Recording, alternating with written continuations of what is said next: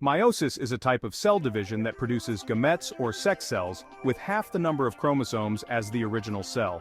This reduction is crucial for sexual reproduction, ensuring that when two gametes combine, the resulting offspring has the correct number of chromosomes. Meiosis is divided into two main stages, meiosis I and meiosis II. Meiosis I. Prophase I. Chromosomes condense and become visible. Homologous chromosomes pair up, a process called synapsis. Crossing over occurs where genetic material is exchanged between homologous chromosomes, leading to genetic variation. The nuclear envelope breaks down and the spindle fibers begin to form. Metaphase I. Homologous pairs of chromosomes line up at the equator of the cell.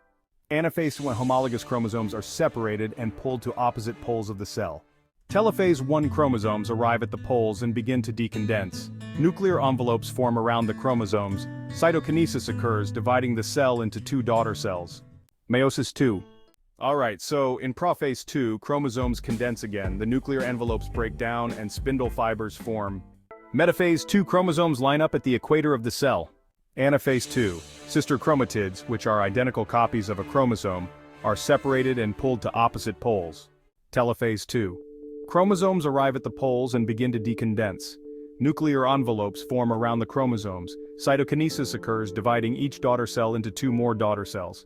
At the end of meiosis, 4 haploid daughter cells are produced, each with half the number of chromosomes as the original cell.